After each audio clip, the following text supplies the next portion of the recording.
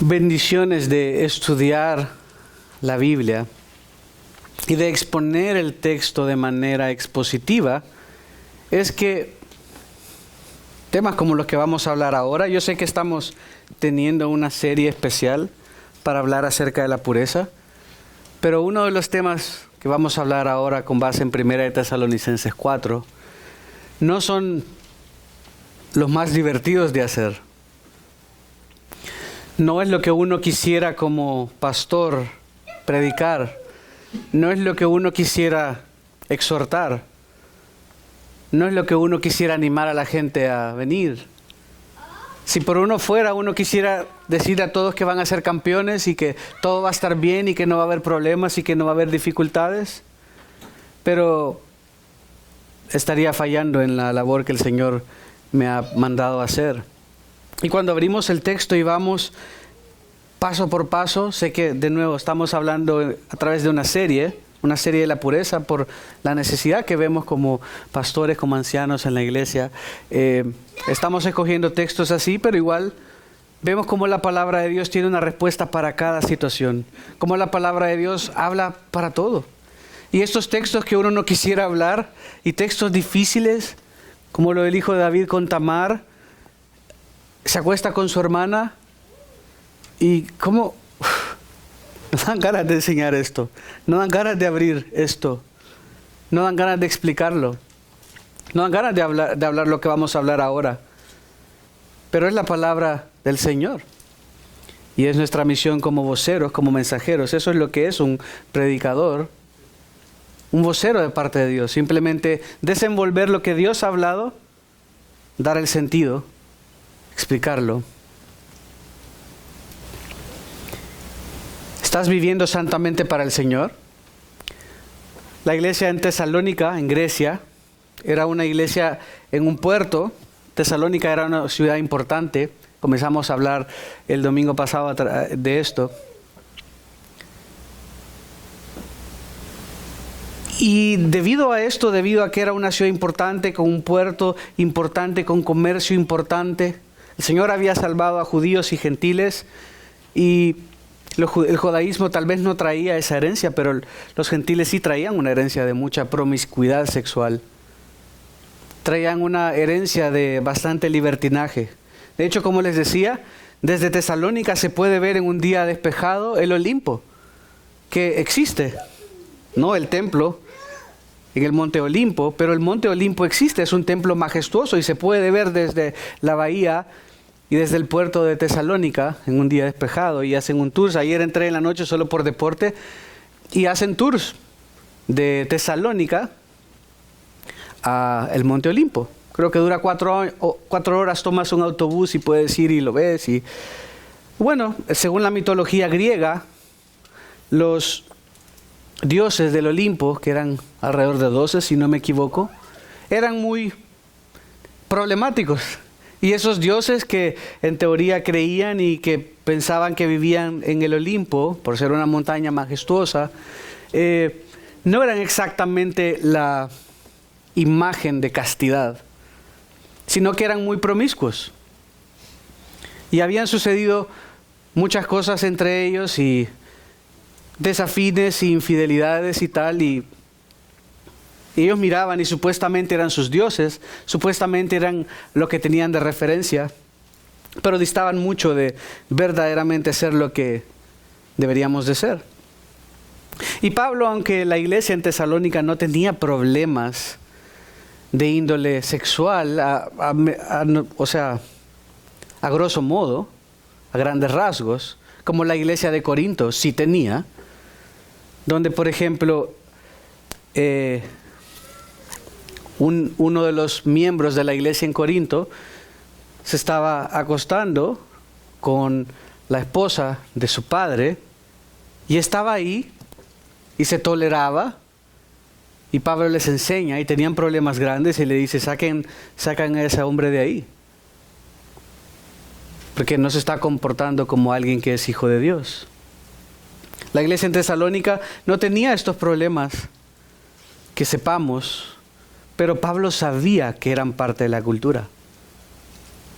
El hecho de hablar de la pureza en estos días no quiere decir que todos seamos unos grandes santos. Tampoco quiere decir que al exponerlo estoy asumiendo que todos son unos grandes pecadores. Bueno, de primas a primeras todos somos unos grandes pecadores porque todos fallamos al Señor, todos no amamos al Señor lo suficiente, no le buscamos lo suficiente. Pero digo, en cuanto al pecado sexual, probablemente no todos estén batallando con esto. Pero puede ser que algunos sí. O puede ser algunos van a ser tentados a futuro. O puede ser algunos fueron tentados. Puede ser que algunos dañaron sus matrimonios, sus vidas. Puede ser que algunos salieron lastimados por esto. Tal vez no por el suyo, pero por el de alguien más. Y veremos cómo el texto, Pablo lo expone como tal. La Escritura no se esconde de nada. La Escritura, el rey David que dice que era conforme al corazón de Dios, no esconde. David no era ningún santo. David no era mejor que tú ni que yo. Y está ahí. Por eso, en lugar de ver al Olimpo, como cantábamos, que busquemos cada día el reino del Señor, que busquemos primeramente a Él y su justicia. Y si alguien está batallando con este pecado, va a batallar o va a ser tentado, porque la cultura nos llena constantemente de esto.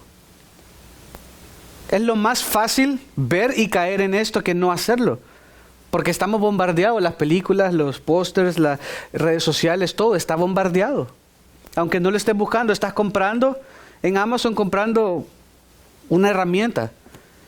Y luego ves una imagen que no quieres ver, y una mujer con lencería, y no lo querías ver, y tú estabas buscando una herramienta, y te sale una tipa vendiendo una herramienta con ropa interior. Y no estabas buscando esto. El mundo está constantemente tratando de alejarnos de Dios. Sucedía lo mismo en Tesalónica. Pablo quería advertirles, por eso en el versículo 1, 1 Tesalonicenses 4, dice: por lo demás, hermanos, os rogamos pues y os exhortamos en el Señor Jesús. Y hablamos de eso solo a manera de repaso, que como han recibido de nosotros instrucciones de la manera en que deben andar y agradar a Dios, y lo dice en paréntesis después, como de hecho ya andan. Pablo está diciendo, yo sé que ustedes andan bien.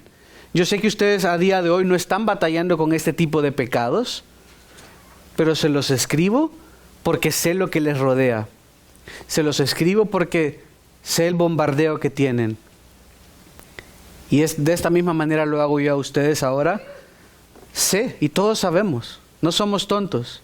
No podemos, no, eso es para alguien más. El pecado yace a la puerta, como el Señor le dijo a Caín. Y depende de cómo vamos a responder. ¿Vamos a abrir esa puerta y vamos a permitir que entre? ¿O vamos a cerrarle la puerta? Porque si viste algo y sabes que no está bien y por accidente, bueno, ya está. Pero si regresas la mirada, ahí está el problema. Si abres la puerta más para ver qué hay, ahí está el problema. Dice que de esa manera abundemos más y más. ¿Y cuál es la base del mandato? En el versículo 2 dice, pues sabéis qué preceptos os dimos por autoridad del Señor Jesús. Es por autoridad del Señor Jesús que Pablo les está diciendo esto. No se lo está diciendo porque Él quiere, porque Él sabe que vio algo. No, le está diciendo porque sabe del peligro para la iglesia. Porque sabe que cualquier cosa sexual fuera del matrimonio destruye vidas. Porque sabe que te arruina la mente. Porque sabe que te puede llevar al infierno. Por eso en lugar de ver al Olimpo, veamos a Cristo, donde hay esperanza. Veamos al monte del Calvario, donde hay perdón. Y esas son las buenas noticias, porque incluso si alguien ha caído, hay esperanza. Porque incluso si alguien ha caído, ha hecho más, ha visto más de lo que debió haber hecho, vemos al Señor y pedimos perdón. Y Señor, perdónanos. Que esto no sea lo que me arrastre. El mundo está y Satanás está activamente tratando de devorarte, tratando de comerte, tratando de ver al más débil. No sé si han visto películas o documentales del National Geographic y están todos los animales ahí comiendo y siempre, y le ponen una trama espectacular todos, ¿no? Y entonces el bebé tal que se quedó, se alejó y se fue a buscar cosas y están los leones o los tigres o cualquier animal feroz buscando justamente a ese que se quedó atrás, que se distrajo con un fruto especial. Es por eso que los lobos, me gusta esto, no sé si se han fijado, alguna vez se habían dado cuenta que los lobos caminan en manada. Pero a diferencia de otros animales, donde el líder va primero, va el líder y todos van siguiendo, el lobo líder va de último. Porque se va asegurando, y los lobos son feroces. Los lobos casi no tienen depredadores naturales. Pero el lobo líder va atrás de la manada. ¿Por qué? Porque va un grupo de la manada y tal vez va alguien débil. El lobo líder va detrás de él, va cuidándolo. Pero no todos los animales hacen esto. La manera de defenderse de los otros animales es que andan juntos. Juntos, porque juntos no nos pueden atacar. Ningún león, ningún tigre en sus cabales, a menos que esté muriendo de hambre, va a atacar a una manada de bueyes salvajes inclusive. No lo hacen, porque entre todas las manadas lo pueden matar. Pero ese león está ahí pacientemente, buscando quién se distrajo, buscando quién escuchó o vio el anzuelo, mordió el anzuelo, y quién se quedó atrás. Y ese es el punto. El mundo está tratando de coquetear con nosotros. El mundo está tratando de distraerte para que seas ese que se queda al margen, que se queda solo, que se queda desprevenido, que se queda fuera del grupo. Y debemos tener cuidado. No queremos ser esto.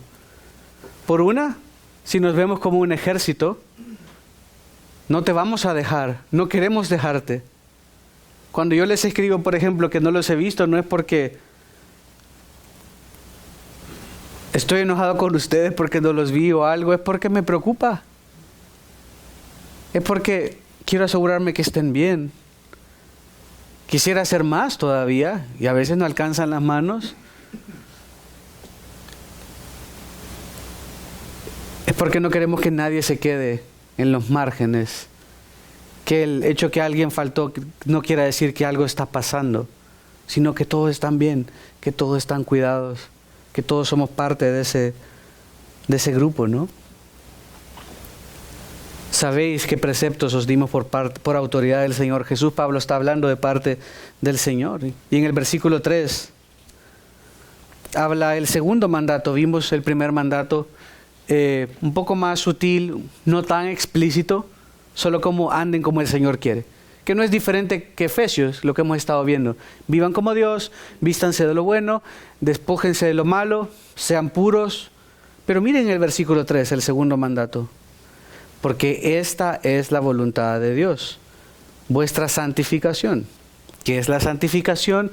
Santificación es el proceso por el cual somos conformados a la imagen de Dios. Si recuerdan, en Génesis 1 y Génesis 2, dice que Dios creó al hombre a su imagen y semejanza. No quiere decir que todo de Dios es de nosotros, no quiere decir que cómo somos nosotros podemos construir a Dios, pero quiere decir que cosas o atributos, características de cómo Dios es, las compartimos. Podemos comunicarnos. Podemos gobernar sobre la creación. Podemos sentir. Tenemos voluntad. Podemos decidir hacer algo o no. Son cosas que Dios ha heredado y parte de su imagen en nosotros. Pero lo que hizo la caída en Génesis 3 es no de hacer desaparecer la imagen de Dios. No, lo sabemos porque en Génesis 9, cuando salieron del arca, el Señor les dejó comer. Ojo, no crean todos los que dicen, podemos comer de todos los animales. De todos los animales. Los podemos matar para comer. Pero le dijo, al hombre no lo puedes tocar. Y Dios acababa de destruir a la humanidad debido al pecado. Y a pesar de eso le dicen, no puedes tú matar al hombre. Puedes matar a todos los animales para comer, pero al hombre no lo puedes tocar. ¿Por qué? Porque es hecho a imagen y semejanza de Dios. Y aunque esa imagen, debido al pecado, ya no es lo que debía ser, ya no es perfecta, ha sido dañada, Cuando nacemos de nuevo, por eso la Escritura usa esos términos, nacer de nuevo, comenzamos de nuevo ese proceso de restauración, de renovación, hasta que un día lleguemos a ser como Él nos diseñó a ser. La epítome de eso es sin pecado. Y por eso, aunque una persona sea mala, puede hacer actos de bondad y puede tener buenos sentimientos y puede amar a sus hijos, porque preserva parte de la imagen de Dios. Y por eso explica que aunque alguien sea bueno y ame al Señor, puede hacer un pecado tan grave como el de David, que mandó a matar a la esposa, al esposo de su amante, ¿no? ¿Por qué? Porque somos pecadores, porque todavía no hemos llegado, no hemos acabado la carrera. Y entonces cuando Pablo dice, ¿qué es lo que Dios quiere? Nuestra santificación. La Escritura dice que no solo un grupo es santo, sino que todos los que creemos somos santos porque hemos sido apartados para Él. Pero hay un proceso de santificación, que es decir que poco a poco, a través de los medios de gracia que Dios ha dado, vamos a ser conformados a la imagen de Dios. Nos va a ir puliendo, va a usar las relaciones interpersonales, la palabra de Dios, el reunirnos, el exhortarnos mutuamente, el animarnos, para irnos santificando, para irnos haciendo crecer poco a poco. Por eso es que hay diferentes niveles de santificación. Unos han caminado más con el Señor y han avanzado más, otros han caminado más con el Señor y han avanzado poco. Es así. Y hay unos que tal vez al que mucho le perdonó, al que mucho, tal vez han avanzado más. Puede ser. El que mucho ha sufrido también a menudo avanzan más. Pero miren lo que la Escritura dice que es santificación. Lógicamente sabemos que santificación es todo y el Señor va a pulir todas las áreas de nuestra vida. Pero Pablo está hablando a esto y dice, esta es la voluntad de Dios, que ustedes sean santos, santificación. Es decir, dice, es como que si fuera una fórmula matemática para que Lalo me entienda, dice, lo que Dios quiere es igual a santificación, que también es igual a que se abstengan de inmoralidad sexual. Son tres cosas que son iguales, si lo queremos hacer como una fórmula matemática. Lo que Dios quiere es igual a santificación, que es igual a que nos abstengamos de inmoralidad sexual. Lo dice así, que se abstengan. Lógicamente esto no está diciendo en un contexto del matrimonio, sino de una manera ilícita. Esta es la voluntad de Dios, está diciendo esto es lo que Dios quiere.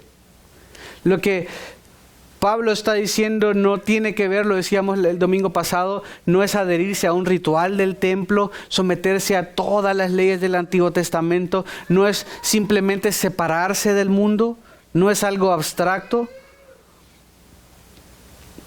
Dios define lo que es la santidad. En Levítico 20:26 Él había dicho, sean santos, porque yo soy santo. La santidad se centra en Dios mismo, no se centra en nosotros. Pero luego dice que os abstengáis de inmoralidad sexual. Lo dice así, tal cual. Una congregación principalmente gentil necesitaba recordatorios continuos de lo que Dios esperaba de acuerdo a la inmoralidad sexual. Cuando decimos gentil era aquellos que no eran judíos. Habían judíos y gentiles. El que hable de inmoralidad tenía más que ver con la posibilidad de que ocurriera, lo habíamos dicho, y al ser una ciudad tan cosmopolita, era vital tener claridad. Abundaba, por lo tanto, la prostitución, abundaba cualquier cantidad de pecados sexuales. Pero Pablo dice, es interesante que dice algo que a menudo no nos gusta, un verbo que no nos gusta, absténganse. Absténganse. Tal vez lo usamos más hoy en día con el alcohol, no sé. Pero es un término que conlleva prohibición. Y en general no nos gustan las prohibiciones, ¿no? Nos gusta tener libertad. Pero ¿qué está diciendo Pablo? ¿Por qué lo está diciendo? Bueno, abstenerse tiene que ver con alejarse de, con refrenarse, con hacer algo. Debían mantenerse alejados ¿de qué? De la inmoralidad sexual. Eso en griego es el término que creo que lo vamos a entender muy bien. Es muy fácil. Porneia. Ese es el término exacto que se traduce en castellano como inmoralidad sexual. Porneia. Y porneia no tiene que ver, claro, lo asociamos rápido con pornografía, pero porneia, el término en griego, realmente tiene que ver con cualquier tipo de inmoralidad sexual. De tal manera que Pablo no solo está prohibiendo un tipo de pecado sexual, sino todos los tipos de pecados sexuales. Y él nos va a dar unas razones positivas y unas razones negativas por las cuales hacerlo, o maneras de hacerlo. Dice, absténganse, en Hechos 15, él había dicho, porque ha parecido bien al Espíritu Santo y a nosotros no imponeros ninguna carga más que estas cosas necesarias, que se abstengan de lo sacrificado a ídolos, de sangre, de ahogado y de fornicación. Fornicación es uno de esos porneia, uno de esos pecados sexuales. Los convertidos que eran temedores de Dios, por ejemplo, no habrían entendido a la primera. ¿Quiénes eran temedores de Dios? Ese término por sí es confuso. En la iglesia del Nuevo Testamento habían judíos que eran convertidos, habían gentiles, es decir, que no eran judíos convertidos, y habían otros que se llamaban temedores de Dios, que no eran convertidos, que solo asistían porque temían a Dios, sentían que había algo que estaba pasando, venían probablemente de la sinagoga y venían a escuchar, pero no necesariamente eran convertidos. Y estos temedores de Dios no entendían a qué se refería. Tal vez estos temedores de Dios pensaban, no, sí está bien, siempre y cuando excesos no. Hubieran estado de acuerdo con algunos pecados sexuales siempre y cuando no hubiera un daño a una persona, siempre y cuando no hubiese habido extremos, pero en general, como muchos hoy en día en la sociedad, no ven mal cierta cantidad de pecados sexuales. La autogratificación, por ejemplo, no se ve como mala, o el mirar pornografía no se ve o no se considera como mala. Y estos temedores de Dios hubiesen pensado de manera similar porque no habían sido transformados y dicen, no, nosotros somos tranquilos, nosotros la llevamos al suave siempre y cuando no ofendemos a nadie, no queremos meternos y robarle la esposa a alguien más, entonces tranquilo, solo algo para mí. Pero el Antiguo Testamento había condenado todo tipo de pecado sexual. Y digo lo que dice la Escritura, seducción de una virgen, por ejemplo, incesto, bestialismo, homosexualidad, travestismo, adulterio, unirse a una prostituta. En síntesis, toda relación sexual fuera del matrimonio. La iglesia, que incluía judíos, gentiles, temedores de Dios y gentiles salvos directamente del paganismo y que eso estaba creciendo, se expone a esta prohibición de inmoralidad sexual para que los discípulos no quedaran sin instrucción. Pablo quería no rehuir, dice Pablo, muchas veces dijo no rehuir instruirles o decirles todo el consejo de Dios. Ustedes no solo se quieren quedar con un pedacito de la palabra de Dios y vamos a pasar estudiando solo los salmos, porque los salmos son bonitos y son cantos, y solo los salmos, y en 10 años solo los salmos, y en 20 años solo los salmos, porque eso es lo más bonito. No, todo el consejo de la palabra de Dios. Aprendieron que la ética sexual estaba enraizada en Dios mismo. Es decir, Pablo está diciendo, la ética, el comportamiento sexual no es simplemente porque somos religiosos o porque queremos prohibir o queremos aguarle la fiesta a alguien, no. Porque 1 Corintios 6:13, Pablo había dicho, el cuerpo no es para la fornicación, sino para el Señor. Fornicación es toda relación sexual con otra persona, usualmente entre solteros. Cuando hay un casado envuelto es adulterio. Pero la cultura griega de la época de Pablo celebraba abiertamente la inmoralidad, siempre y cuando no hubiese repercusiones vergonzosas. Era una ciudad altamente sensual y creo que esto en un sentido describe la sociedad donde vivimos hoy en día. A Pablo le preocupaba esto porque estando en Corinto podía ver lo dañino que podía ser si se daba lugar. Si bien es cierto, Tesalónica no tenía la reputación sexual que tenía Corinto, era un puerto, un centro comercial importante. Y lógicamente atraía de todo tipo de personas y prácticas. Era cuestión de tiempo para que esto llegara. Por eso es que Pablo escribe con un llamado a la pureza. Es mejor hablar estas cosas antes de que llegue que ya estando subido en el barco. Pero ¿cómo abstenerse? Pablo primero habla de una perspectiva positiva. Miren el versículo 4, dice que cada uno de nosotros, vosotros, sepa cómo poseer su propio vaso en santificación y honor. Realmente aquí no está diciendo una prohibición, lo está diciendo de manera positiva. Que cada uno de ustedes sepa cómo poseerse o cuidarse ustedes mismos en santificación y en honor. Pablo les dice que todos los creyentes deben tener control de sus cuerpos de una manera que sea agradable al Señor. Si recuerdan lo que vimos en Efesios, tiene que ver con lo mismo. Ten control de ti mismo. Cualquier cosa que tome el control de ti es pecado. Cualquier cosa de la que te estás llenando y no del Señor es pecado. Cuando dice que cada uno de ustedes sepa, no tiene que ver con un simple conocimiento, porque tú puedes saber algo, pero actuar diferente. Implica hacerlo. Implica hacerlo. ¿Qué tiene que ver con poseer? Porque a menudo poseer quiere decir muchas cosas, pero ¿qué quiere decir poseer? Bueno, yo poseo una casa, un barco, poseo ropa, poseo joyas. Poseer es controlar. Tiene que ver también con obtener gradualmente una maestría completa de algo. Claro, nosotros tenemos nuestra vida. No, yo hago con mi vida lo que yo quiero. De acuerdo. Por eso Pablo está diciendo que sepas, que actúes de una manera que verdaderamente controles tu vida. Que obtengas una maestría en cómo tener dominio propio. Que este es uno de los frutos del Espíritu. Que no estás solo, que Dios mismo está ayudándote. Dios mismo te está sosteniendo, a ayudarte para agradarle a Él, para vivir una vida que sea agradable a Él. Cuando dice vaso o vasija, es un término común en la Escritura, es una metáfora del cuerpo humano. Que tú sepas tener control de tu cuerpo. Es un mandato para hombres y mujeres. No solo le está hablando a los hombres, que es donde naturalmente vamos tal vez con este tipo de pecados, echándole la culpa a los hombres, pero a las mujeres también.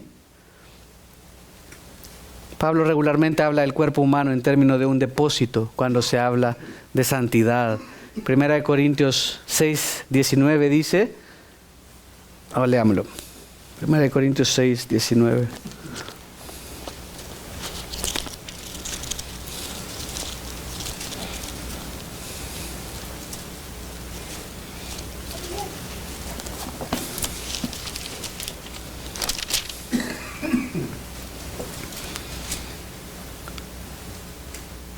Acá lo escribí como templo. ¿O no saben que su cuerpo es templo del Espíritu que está en ustedes, el cual tienen de Dios, y que ustedes no se pertenecen a sí mismos? Ahora somos del Señor. Y habla la Escritura de nuestros cuerpos como un templo que debemos cuidar. Es la misma idea cuando dice que sepan cómo poseer su vaso. Tú no le vas a dar a un niño de 2 años, Brenda y Ian no le van a dar a su bebé, le estaba dando el biberón ahora Ian, y no le va a dar un vaso de cristal carísimo. Tómate la leche, niño.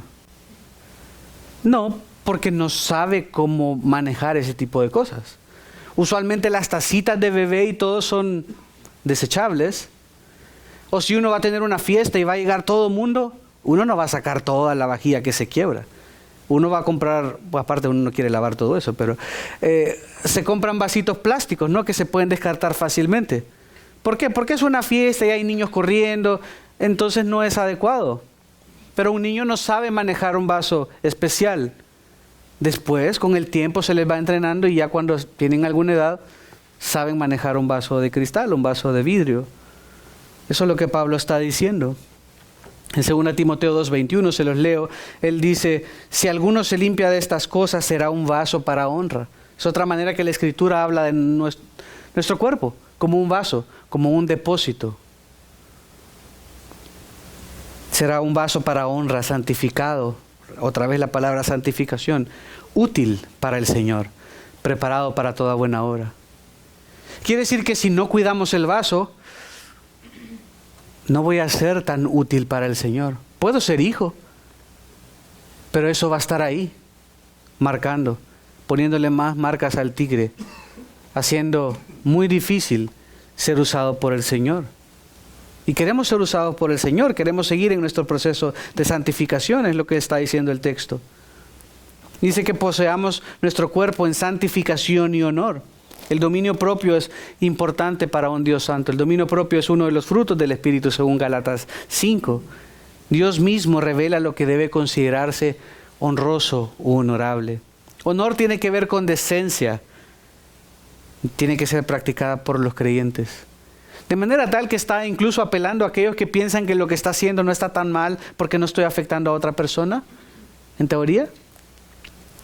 Pero dice que sepamos cómo poseer el propio vaso, que sepas cómo controlar tu cuerpo en santificación, pensando en lo que Dios quiere de nosotros, y decentemente, de una manera decente. No para alcanzar algo, no para agradar a Dios más y que Él nos acepte, pero porque en Jesucristo Él ya nos aceptó y nos ha hecho justos y quiere que ahora vivamos para Él. Y este tipo de comportamiento va a ser todo lo contrario. Como cualquier otro pecado, claro está, no siempre se habla de esto, pero ahora Pablo está hablando específicamente de esto.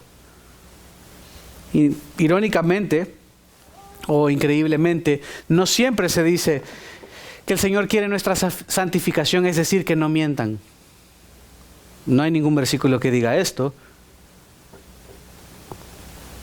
Que el Señor quiere nuestra santificación, es decir, que trates bien a tus familiares. Ningún versículo dice esto. ¿Es más importante el pecado sexual que la mentira? No. Pero las consecuencias usualmente son más devastadoras. El punto es que si cada persona posee o controla su cuerpo en santificación y honor, entonces se abstendría de la inmoralidad sexual. Él no solo está diciendo, no, niño, no toque. No se enfoca así de inicio. Dice, asegúrate de que tú controlas tu cuerpo, de que tú estás en control y no algo o alguien te controla a ti. Porque si tú lo controlas, te vas a dar cuenta que esto no es bien para ti, que va a ser todo lo contrario. Y entonces vas a ser librado de la inmoralidad sexual. Pero ahora viene una perspectiva negativa que Pablo también añade. Versículo 5 dice, no en pasión de concupiscencia, una palabra que suena extraña, no en pasión de concupiscencia como los gentiles que no conocen a Dios. Está equiparando un comportamiento positivo que debería caracterizar a aquellos que siguen a Dios y un comportamiento negativo que debería caracterizar a los que no siguen a Dios. Está diciendo, sean así, porque de esta manera se van a salvaguardar y eviten comportarse como los otros, porque ustedes no son eso, al menos eso es lo que dicen, sino que ustedes son de Dios. Pablo contrasta el camino del creyente de santidad y honor con la búsqueda de los gentiles para saciar sus deseos sexuales. Primero Pablo habla de la pasión de concupiscencia. Eso tiene que ver con deseos humanos pecaminosos. En Colosenses 3:5 dice, por tanto consideren los miembros de su cuerpo terrenal como muertos a la fornicación, la impureza, las pasiones, los malos deseos y la avaricia, que es idolatría. Pablo se refiere a los deseos que son lujuriosos. Pablo exhorta a los tesalonicenses que no deben dejar que el camino de fornicación de los gentiles sea la práctica de ellos. Porque dice, el que se comporta así, dice que son gentiles que no conocen a Dios. Sé que el término gentiles era como en contraposición de los judíos, pero en muchas ocasiones también se refiere a aquel que no cree, aquel que estaba en pecado.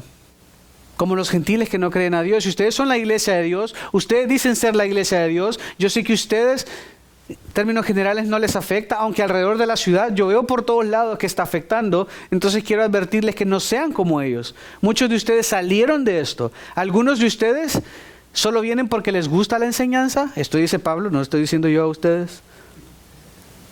No estoy asumiendo que les gusta la enseñanza. Llegaban porque sentían un poco de afinidad.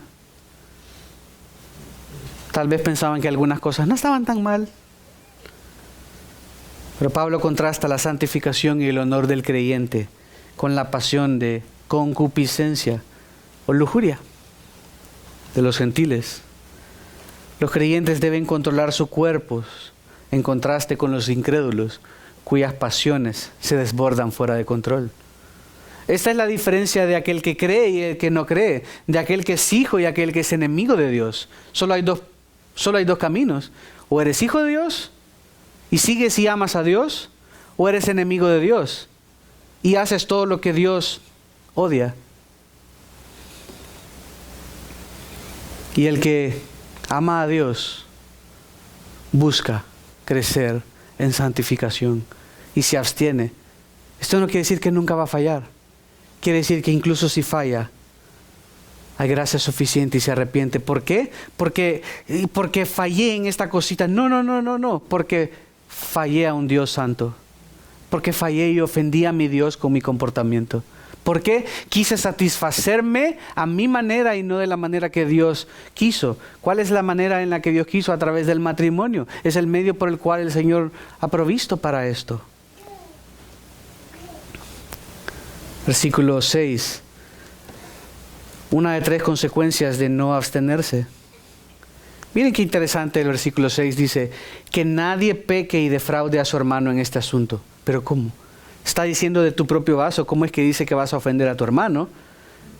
Que nadie peque y defraude a su hermano en este asunto. La práctica sexual impura es un camino que lleva a defraudar a otros creyentes.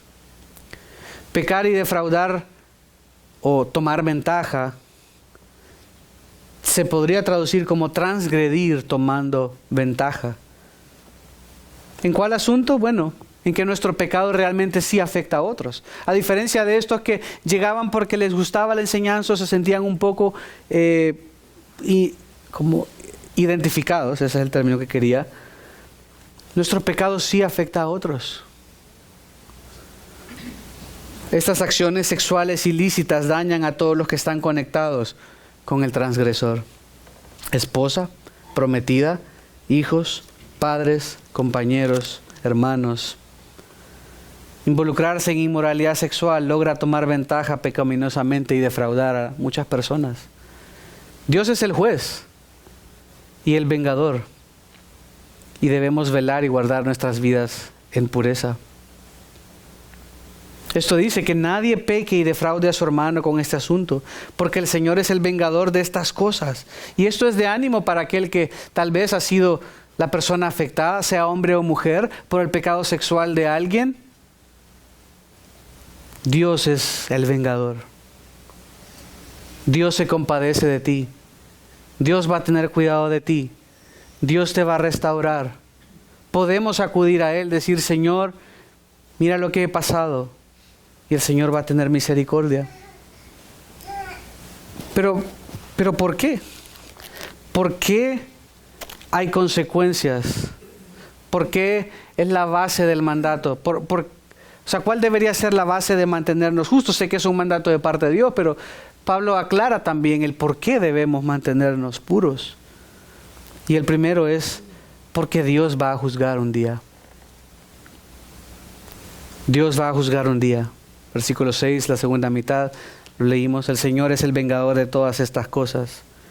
No importa lo inteligente que seas en encubrir tu pecado, Dios vengará a la persona defraudada. Dios es el vengador. Salmo 79:10 dice, ¿por qué han de decir las naciones, ¿dónde está su Dios? Sea notoria entre las naciones a nuestra vista la venganza por la sangre derramada de tus siervos. El Señor va a vengar a su pueblo de sus enemigos, y también Él va a vengar a un creyente de otro. Si tú fuiste infiel a tu esposa, de alguna manera, Él va a vengar Este acto escatológico cae en la categoría que describe 2 Corintios 5:10, porque todos nosotros debemos comparecer ante el tribunal de Cristo. Cada uno será recompensado por sus hechos estando en el cuerpo, de acuerdo con lo que hizo, sea bueno o malo. Lo que sea que alguien te haya hecho. Y no estoy hablando de cualquier cosa, alguien te dijo tonto, no. Cualquier cosa que alguien te haya afectado, y usualmente gente cercana a nosotros, por el pecado sexual. Cada quien va a dar cuentas un día delante del Señor. Todos vamos a dar cuenta. El Señor puede que a veces retarde su castigo, que retarde su corrección, pero todo, tarde o temprano, el Señor va a tomar cartas en el asunto. Y esto debe darnos ánimo, porque asumo que más de alguno acá ha sido dañado por el pecado sexual de otros. Y debe darnos temor, por un lado. Por el otro, si somos el agresor, debe darnos temor. Si somos la víctima, debe darnos confianza de que el Señor va a juzgar todo en su tiempo. Cuando dice advertimos solemnemente, tiene que ver con una exhortación con autoridad en eventos de importancia. El Señor es el vengador. Y también ¿a dónde nos paramos? Bueno, que si Él es el vengador, yo no tengo que tomar venganza. Mía es la venganza, dice el Señor. Sino que simplemente esperamos en el Señor. Es Él el que eventualmente tomará venganza. Él va a juzgar. Además, es otra motivación para guardarnos, para ejercer dominio propio, para conservarnos puros. ¿Por qué? Porque el Señor todo lo ve, todo lo sabe. Nada podemos ocultarle. Pero también hay otra razón del por qué el Señor nos manda esto. Bueno, porque Dios te llama a santidad. Versículo 7 dice, Dios no nos ha llamado a impureza, sino a santificación. Y antes había dicho, lo que Él quiere, su voluntad es nuestra santificación. ¿Y qué es la santificación? Que nos abstengamos de inmoralidad sexual. En el versículo 7 dice, es que Dios no te ha llamado a ser inmoral. Dios no te ha llamado a vivir como los gentiles. Te ha llamado a vivir como alguien que Él sacó de ese estilo de vida para ahora vivir para Él. Resalta de nuevo la seriedad de su instrucción. El Señor vengará a todo el que haya defraudado a su hermano o su hermana. Dios nos ha llamado. No nos llama a impureza, sino a ser santos, apartados para Él. Te llama a ser santo porque Él es santo y esa debe ser motivación para vivir para Él. Porque Él es nuestro Dios, porque Él nos salvó, porque Él tiene cuidado de nosotros. La santidad es lo opuesto de la inmoralidad. El creyente ha salido de las tinieblas a su luz admirable, la luz de la santidad de Dios. Nada deshonra a Dios tanto como deshonrarlo con el cuerpo. Porque somos templo del Espíritu Santo. No es cualquier cosa. El Espíritu Santo, Efesios 1, 13 y 14, reside en nosotros como garantía de la salvación futura, de la redención futura. Por eso dice, somos templo. No te perteneces a ti. Cuida tu vaso, cuida tu depósito. Es un pecado de manera intencional en contra de Dios. Tercera razón, en línea con esto, porque Él nos da su Espíritu. Miren el versículo 8, dice, por consiguiente o por lo tanto, el que rechaza esto, no rechaza a hombre, sino al Dios que nos da su Espíritu Santo. El que rechaza esta instrucción, el que dice, nah, eso es locura, no, eso es religiosidad, está rechazando no al hombre, no está rechazando un libro, está rechazando a Dios mismo. Dios pide santidad. Siempre que dice esa frase de rechazar esto, habla de mandamientos divinos.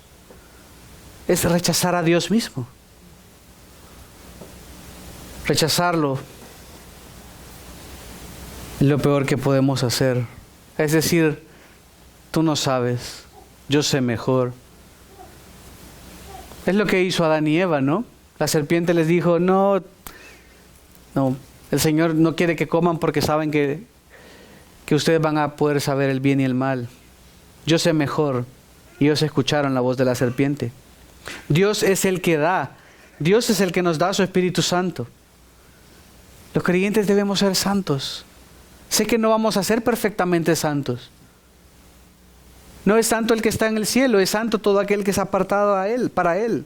Es santo todo aquel que está navegando su vida, luchando para caminar de la mano con Dios. Cuando se equivoca, se arrepiente y pide perdón, se abraza de la gracia de Dios diciendo, pecador, soy pecador. Pablo decía, ¿quién me librará de este cuerpo de muerte? Porque sabía que lo que quería hacer no lo podía hacer. Lo contrario es, sigo pecando sin conciencia de nada, porque tengo la conciencia completamente corrompida.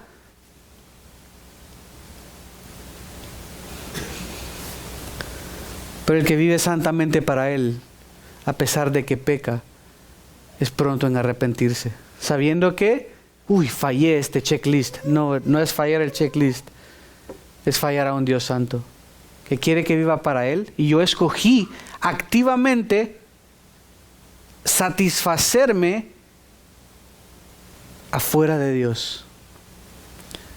Yo decidí activamente rechazar lo que Dios dice. Dios dice, no hagas esto porque no es bueno para ti. ¿Y qué hago yo? Voy y lo hago porque yo digo, no, si es bueno para mí. Eso es el pecado, en pocas palabras. El punto es que Dios ha dado al creyente de su espíritu en la conversión. Aquel que activamente se compromete en un comportamiento inmoral rechaza a Dios. Aquel que se compromete activamente. Esa es la diferencia. No quiere decir que el cristiano no va a pecar nunca. No quiere decir que el cristiano no va a fallar nunca. Pero quiere decir que no se va a conducir como aquel que no cree se conduce. Se va a conducir con una trayectoria diferente porque tiene un Dios, honra su palabra y le respeta. Porque sabe que Dios se desagrada de esto. Porque sabe que Dios no es un Dios que quiere amargarnos los deseos de todos y nos quiere arruinar la vida y quiere que nuestras vidas sean aburridas, sino que quieren que tengamos una vida plena y una vida en abundancia. Eso es lo que Dios dice para nosotros. De la misma manera que Él le dijo a Israel, no se mezclen con los habitantes de Canaán, no se mezclen, no tomen sus dioses, cuídense de no olvidar. ¿Qué hizo Israel? Se mezcló, se fue con los otros dioses, se olvidaron de Dios, llevándolos a la ruina. Dios te está diciendo literalmente, si caminas por ahí te vas a caer en el agujero. ¿Y qué hacemos los seres humanos? Caminamos por ahí y nos caemos en el agujero porque no ha de ser cierto. Eso hacemos, eso es el pecado. Y Dios te dice, todo aquel que me ama, me sigue. Todo aquel que me ama, escucha mi voz. Todo aquel que me ama, obedece mis mandamientos. No son gravosos, son buenos. Te está dando un consejo como cuando le das un consejo a tu hijo. Se los he dicho antes, pero si tú le dices a tu hijo, no metas el dedo en el toma corriente. ¿Por qué? Porque eres un ogro. ¿Qué ogro? Ve que no lo deja meter a Dani el dedo en el toma corriente. No, mete un pedacito de metal. Agárralo bien fuerte con los dientes y lo metes así. Déjalo, pobrecito, es niño. Nadie diría esto porque sabemos que quiere su bien. No le quiere amargar la vida. No le queremos amargar la vida. Sabemos que esto no es bueno. Es lo que Dios está diciendo. Esto no es lo que quiero para ti. Yo no quiero que te achicharres la boca. No quiero que te electrocutes. No quiero que te mueras. Quiero que te conduzcas de una manera que sea agradable para mí, porque esto es lo bueno para ti.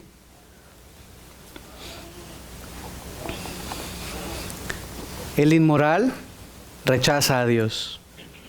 El que continúa viviendo inmoralmente rechaza al Espíritu de Dios, la voluntad de Dios, el llamamiento de Dios, la palabra de Dios y el placer dado por Dios.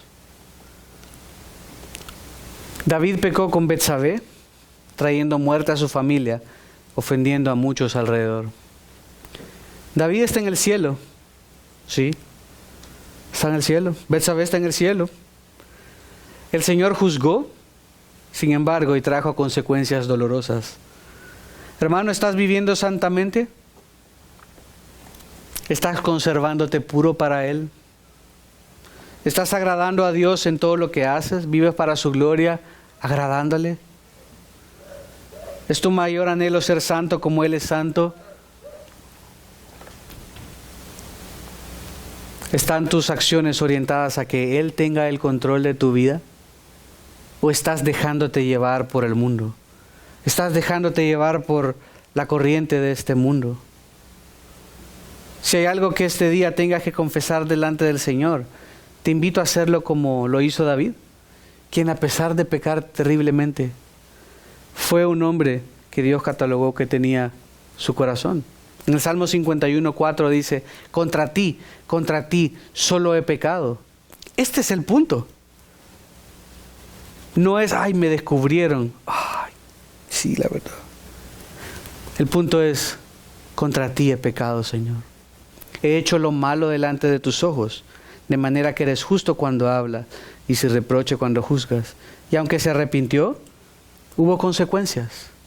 Su hijo murió y la familia de David estuvo llena de desastres, de muerte, infidelidades, espantos.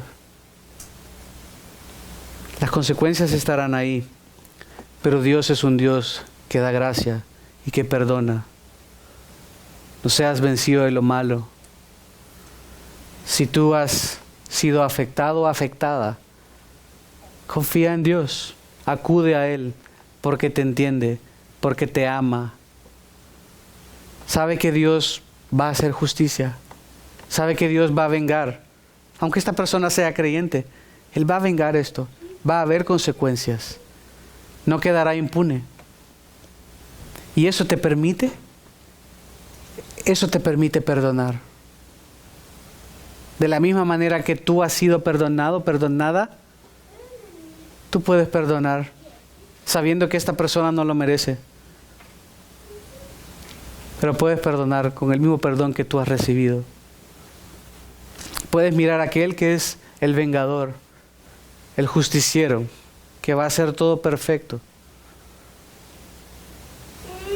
Si tú estás buscando satisfacción fuera de los límites donde el Señor lo ha dicho en el matrimonio, te animo a poner un alto.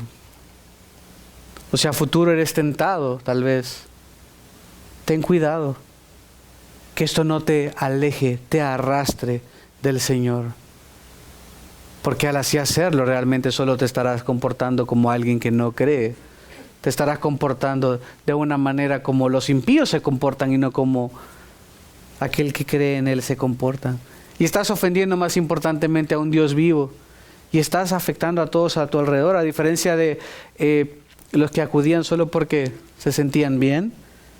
Todo tiene consecuencias. El pecado tiene consecuencias. Y estás dañando corazones. Estás afectando relaciones.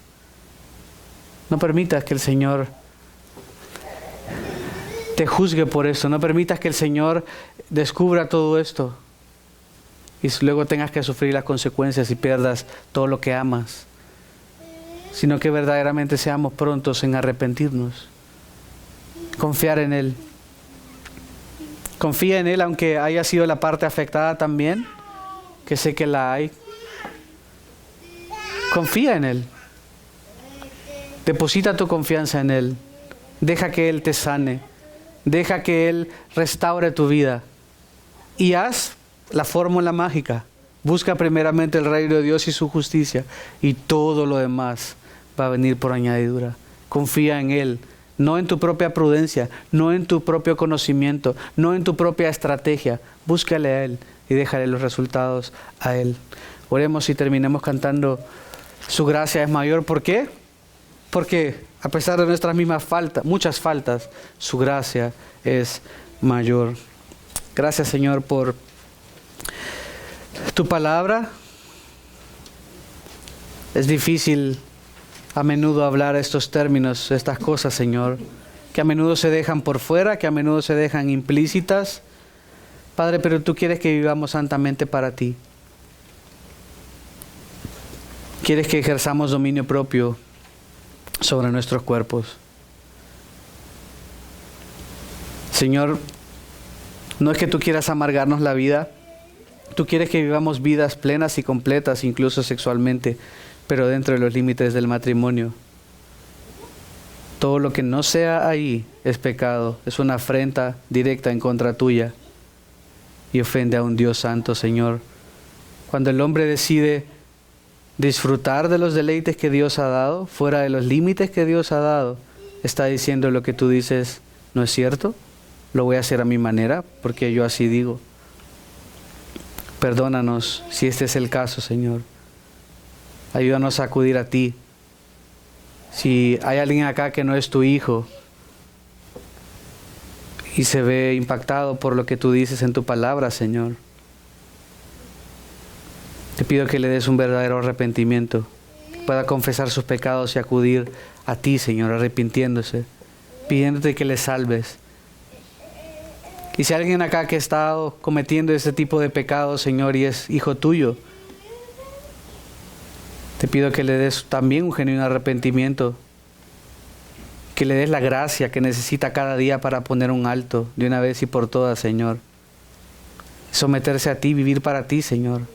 No seguirse disparando en el pie, no seguir dañando su vida, no seguir dañando a los que le rodean, sino vivir una vida plena, Señor, con la mujer de su juventud, vivir una vida plena con la persona que le has dado para acompañarle toda la vida, Señor. Gracias por todo lo que nos das, porque a pesar de nuestras múltiples faltas, tu gracia es mayor, porque en Cristo hay perdón. Gracias, Señor. En el nombre de Jesús oramos. Amén.